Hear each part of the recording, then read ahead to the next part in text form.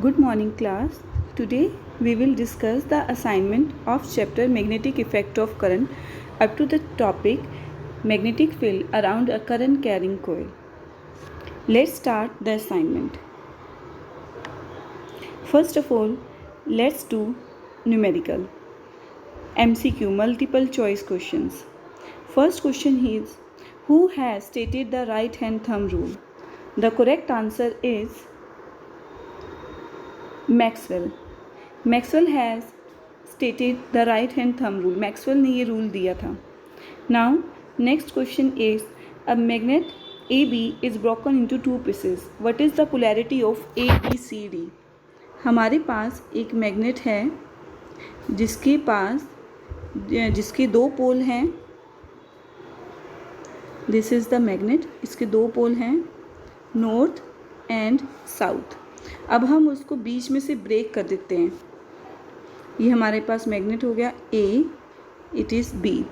अब हमने इसको बीच में से ब्रेक कर दिया है, तो अब इसकी जो पोलैरिटी है ए बी सी डी, तो इसमें क्या हो जाएगा, ये ए बी हो गया, ये सी डी हो गया. तो अब हमें ये बताना है कि ए बी सी डी की क्या पोलैरिटी होगी. मैंने आपको बताया था कि कभी भी किसी भी मैग्नेट में एक सिंगल पोल एग्जिस्ट नहीं करता, वहाँ पे हमेशा डाईपोल एग्जिस्ट करते हैं. तो यहाँ पे अगर हम उसको बीच में से ब्रेक भी कर दें तो उसके जो अपने आप जो डिफरेंट पोल्स हैं, डिफरेंट अनलाइक पोल्स हैं, वो डेवलप हो जाएंगे. जैसे यहाँ नॉर्थ है तो यहाँ हो जाएगा साउथ, और यहाँ पे साउथ है तो यहाँ हो जाएगा नॉर्थ. तो यहाँ पे इसका ऑप्शन क्या होगा, ए और डी तो north and C and B south. तो ये ऑप्शन नंबर 1 होगा इसका करेक्ट आंसर. नाउ नेक्स्ट है, magnetic field lines form closed curves, can not intersect, are crowded near poles. ये सभी के सभी पॉइंट्स करेक्ट हैं, क्योंकि जो मैग्नेटिक फील्ड लाइंस होती हैं वो क्लोज होती हैं, वो कभी इंटरसेक्ट नहीं करती, और वो पोल्स पे हमेशा उनकी स्ट्रेंथ ज़्यादा होती है, तो वहाँ पे क्राउडेड होती है. तो इसका आंसर है ऑप्शन नंबर 4.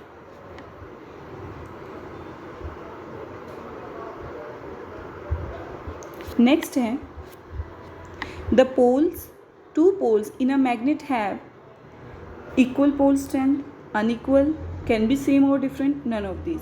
हमेशा हमारे पास अगर दो पोल हैं,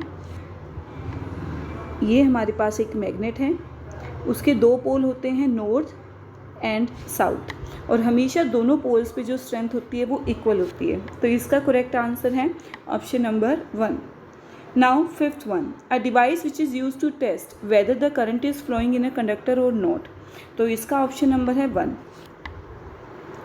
एमीटर के थ्रू ही हम फाइंड आउट करते हैं कि किसी कंडक्टर में करंट फ्लो हो रहा है या नहीं हो रहा. वैसे हम गैल्वेनोमीटर भी यूज़ कर सकते हैं, वो बहुत ही स्मॉल वैल्यू के लिए हम यूज़ करते हैं. बट अगर यहाँ पर आता है कि for a very small value of current, तो हम वहाँ पे गैल्वेनोमीटर भी लिख सकते हैं. Now next is the very short questions. Very short question में जो फर्स्ट है, when the current flows in a coil in a anti-clockwise direction, what pole does it create?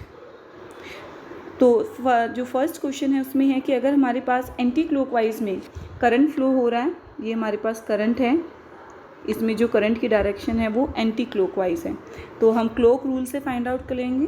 Clock rule क्या होता है, आप एन देखो, एन को हम इस तरह ड्रॉ करते हैं, तो ये एंटी क्लॉकवाइज डायरेक्शन हो गया. तो ये कौन सा पोल होगा, फर्स्ट का आंसर क्या है, नॉर्थ. नाउ सेकेंड है, how will the magnetic field intensity at the centre of coil changes if current is double and radius is half. हमें पता है जो मैग्नेटिक फील्ड होता है B is directly proportional to current I and it is inversely proportional to 1 divided by R. अगर current double हो जाएगा, magnetic field double हो जाएगा. अगर R हाफ हो जाएगा तब भी मैग्नेटिक फील्ड डबल होगा. तो इसका करेक्ट आंसर है 4 टाइम्स, क्योंकि अगर हम दोनों के रिलेशंस को कंबाइन करें तो B किसके इक्वल हो जाएगा, L डिवाइडेड बाय R. तो करंट क्या है, 2 टाइम्स हो जाएगा, और R क्या हो जाएगा, R/2. तो ये किसके इक्वल हो जाएगा, 4 टाइम्स ऑफ L/R. तो ये क्या हो गया इसका, 4 टाइम्स. तो सेकेंड क्वेश्चन का आंसर है 4 टाइम्स. थर्ड है, what constitute the field of a magnet. North end, इसका आंसर है north end south pole constitute the field of the magnet. Now fourth का आंसर है, how can you show the magnetic field produced by a given electric current in a wire decrease as the distance from wire is increase. अगर हम एक wire से दूर जाते हैं तो जो उसमें मैग्नेटिक कंपास में जो नीडल है उसकी जो डिफ्लेक्शन है वो डिक्रीज हो जाती है। तो फोर्थ का आंसर आ जाएगा, deflection will be decreased. Now fifth है, how is the strength of the magnetic field at a point near a wire related to strength of electric current flowing in a wire. तो आप सबको पता है relation, B is directly proportional to I। अगर B I के current के increase हैं तो अगर I इंक्रीज़ होता है तो मैग्नेटिक फील्ड स्ट्रेंथ इंक्रीज़ होगी, अगर I डिक्रीज़ होता है तो मैग्नेटिक फील्ड स्ट्रेंथ डिक्रीज़ होगी। So it is all about the very short answers. Next है, यहाँ पर मैंने आपको एक नोटबुक से ये कुछ क्वेश्चंस, इंपॉर्टेंट क्वेश्चन यहाँ पे सेंड किए हैं। फर्स्ट है, AB is current carrying conductor. हमारे पास AB एक करंट कैरिंग कंडक्टर है, या आपको AB यहाँ पे दिख रहा होगा। What are the direction of magnetic field produced by it at point R is equal to R1 is greater than R2 where strength of magnetic field be larger। तो आप सबको पता है जो मैग्नेटिक फील्ड है वो हमारा प्लेन ऑफ पेपर में है, तो ये जो आपका P पॉइंट है इस पे आउट ऑफ द पॉइंट होगा। आउट ऑफ होता है जैसे अगर इसमें से बाहर निकलता हुआ, आप इमेजिन करो कि हमें यहाँ पर उससे आगे वहाँ पर हम right hand thumb rule apply करेंगे, जो फिंगर्स हैं वो पेपर पे इनवर्ट जाएंगी और क्यू पे वो आउटवर्ड होंगी, तो हमें इस तरह से उसे ड्रॉ करना है।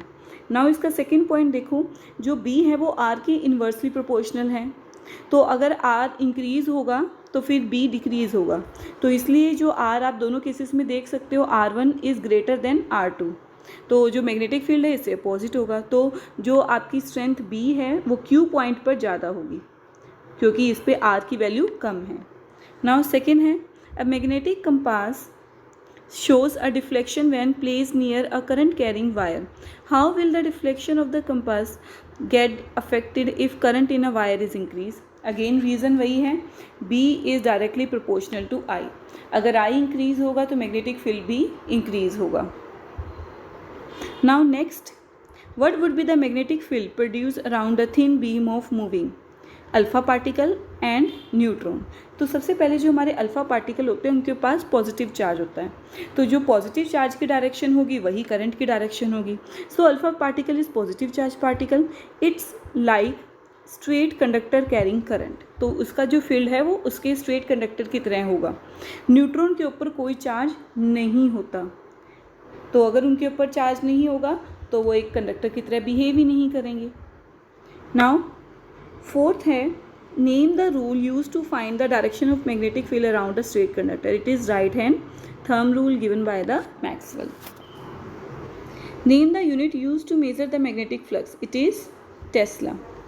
What for do we apply clock rule. ये आप अपने आप कर सकते हो, मैंने अच्छे से टॉपिक करवाया आपको। क्लोक रूल हम मैग्नेटिक फील्ड में एक सर्कुलर कॉइल की डायरेक्शन, मैग्नेटिक फील्ड की डायरेक्शन फाइंड आउट करने के लिए यूज़ करते हैं।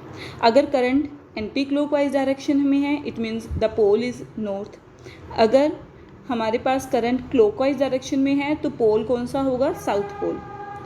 सेवेंथ है, what is the nature of the magnetic field due to circular coil. वो क्या, उसके सर्कुलर कॉइल में क्या हो गया, कंसेंट्रिक सर्कल बनेंगे इनसाइड और बिल्कुल वायर के जो सेंटर में है वहाँ पर मैग्नेटिक फील्ड बिल्कुल स्ट्रेट होगा। Now 8, a current through a horizontal power line is flows from east to west direction. What will be the direction of magnetic field below and above? वही है कि below and above होगी तो वो उससे opposite हो जाएगी।